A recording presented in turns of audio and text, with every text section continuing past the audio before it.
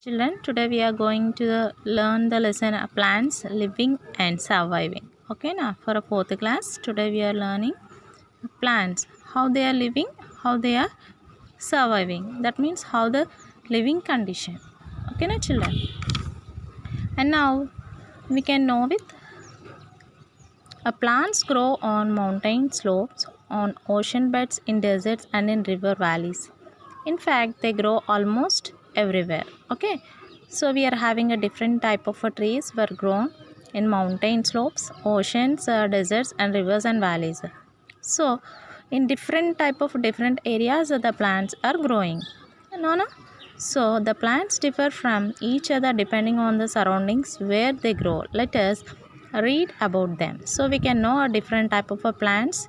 They are growing and surviving. Okay, now how they are living. So the first one is terrestrial plants. What is the children? Terrestrial plants. The word terrestrial means a living on land. That means they are living on the land.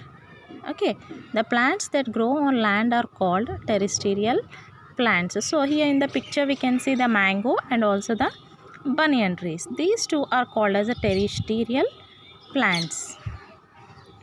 In hilly areas where it is generally cold, the trees are tall and straight. So in the hilly areas we can see mostly the tall trees. These trees have a needle-like leaves. Instead of flowers, these trees bear cones. Okay, instead of flowers, they are growing the cones. The pine, fir, and cedar, that means deodar, are some such trees. Spruce trees are found in very cold places. That means on the living condition and also climatic conditions, the plants are growing. In the plains, trees have lots of branches. These trees can bear heat but shed their leaves during winter. That means here in the winter season the plants are shedding their leaves. Okay, we can see that means in our areas most probably we can see these. That means in the plain areas we can see most probably these are trees shedding their leaves. Okay, mango, sesame, peepal, banyan and sal are some such trees in hot and damp areas. Okay, in hot conditional areas, trees have lots of leaves, but they do not shed their leaves in winter. They remain evergreen. Some plants that grow in such places are tea, coconut, pepper, rubber, tea, coffee, sugarcane, rice and cotton. That means these all the plants are growing in a hot regions. Okay, in the hot areas. In deserts, most plants grow without leaves. Like a cactus is one such plant. Desert plants have spines instead of leaves. That means in this picture we can see the spines. See here, these are called as spines. And also spines prevents the loss of water. How do these plants make food in absence of leaves? Okay, how they are making their food? Here we can see the spines. No, they will store their water in this spines. The green fleshy stem of such plants contains a chlorophyll and makes food. It also stores water. So they are storing their water in the fleshy stem and also green in color. In a marshy areas, the soil is sticky and clayey. The plants that grow here are called mangroves. So, in a marshy areas, that means the soil is sticky and clayey. That means we can see the clay soil. No? That means a mud. So, it is like a paste. We will make some cartoon type figures, no, with that mud. So it is called as a clay. It is a very sticky to make this. And also we are making a Lord Ganesha stupas, no, for Ganesh Chaturthi idols we will make. So that is called as a sticky and clay. The roots do not get air as the soil is covered with water. So the roots grow out of the soil and water to breathe. Such roots are called breathing roots. So these are breathing with the help of the roots. They are called breathing roots. And the next one is aquatic plants. That means aquatic means they'll float in water. Okay, na children? Plants that grow in water are called aquatic plants. Among them, some float on water while others grow completely under water. Aquatic plants are of three types: floating plants, fixed plants, and underwater plants. So, here we are having a three types. So, we can see one by one now. Floating plants. These plants float because they are either light or small in size. Duckweed, water lilies, and water hyacinth are some such plants.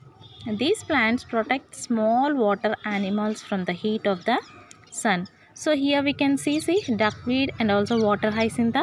So not only it is floating in water, it is also protecting some animals. This is small animals from the heat of the sun. And next we can see here fixed plants. That means they are fixed to the pond. Some plants are fixed to the bed of the pond. You must have seen plants like the lotus and the water lily.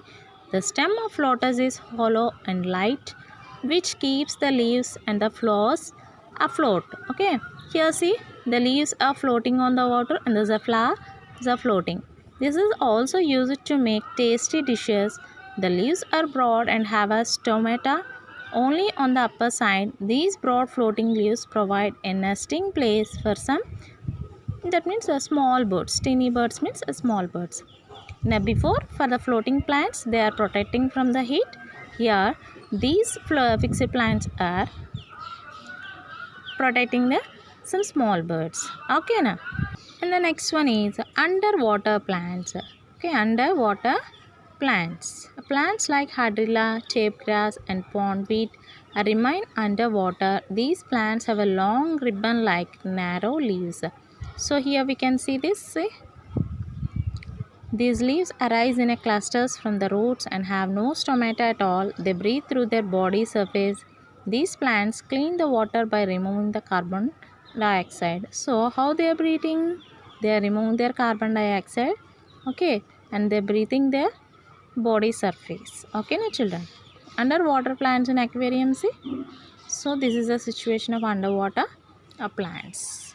And next, out by aquatic animals like a fish and turtles. This is why we put such plants in aquariums. So we are using this type of such plants in aquarium.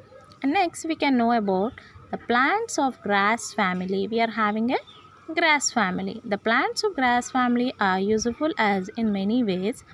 Several plants like wheat, rice, jowar, bajra, and oats provide food for humans and fodder for animals. Okay, it is providing for not only humans and also animals. Sugar is obtained from sugarcane plant, and bamboo plants are actually a giant grass. A bamboo is used for making things like brooms, baskets, chairs, mats, curtain, toys, and huts. Okay, here the bamboo plant is a very useful plant. Bamboo shoots have a high nutritional value and are rich in vitamins in many parts of India, especially in northeast. These are used to prepare a tasty dishes. Okay, here this plant not only for this making this, but also it is a rich in vitamins. Paper was first made by the people of Egypt for grass called papyrus. From papyrus comes the word paper, and various kinds of grasses are now used to make a different type of paper. Some plants of a grass family are used in preparing medicines. So here we can see a different type of a grass family: wheat, rice, bajra, sugarcane. And also here bamboo plants, we are making a chair. Okay, different type of a baskets products we are making. It is a making for preparing medicines. Dried grass is used as a packing material. The roots of the plants of the grass family help to bind the soil. So children, the roots of the plants of the grass family help to bind the soil. So here we are having these are called as a grass family. And next, some unusual plants. We all know that there are some plants eat plants, but do not know that there are some plants which eat animals, insects. They are called insectivorous plants. In Venus flytrap, for example, the leaf is folded into two halves. When an insect sits on the leaf, the two halves closed and the insect is trapped. See here, we can see here the plant, two halves closed and insect is trapped. The pitcher plant and the sundew are other examples of insectivorous plants. So Venus flytrap, pitcher plant and sundew, these are the examples of unusual plants that is called as a insectivorous plants. And the next, rainforest. A rainforest are a hot and wet forests that are found mostly near the equator. That means in the 0 degrees, we can see this a rainforest. Most rainforests exist in the parts of Asia, Africa, South America and Australia. These are the continents. We know that Asia, Africa, South America and Australia. In a rainforest, there are both tall and short trees with lots of climbers around. The ground is covered with leaves, ferns and fungi. The thick growth of leaves has an umbrella-like shape. These creatures are dark areas underneath. A wide variety of animals are found here. So, these all we can see. You can know the picture anaconda. In that, see, they are moving with the ship. So around them the surroundings are closed with a different type of trees, climbers. Okay, those are the examples of this rainforest. Okay, they are having a thick forest and also growth of leaves and umbrella like shape and also most fungi we can see. Okay, this is the rain forest. And so children, listen carefully the lesson, and in the next class I'll give you the notes and also the textual part. And thank you for watching this video.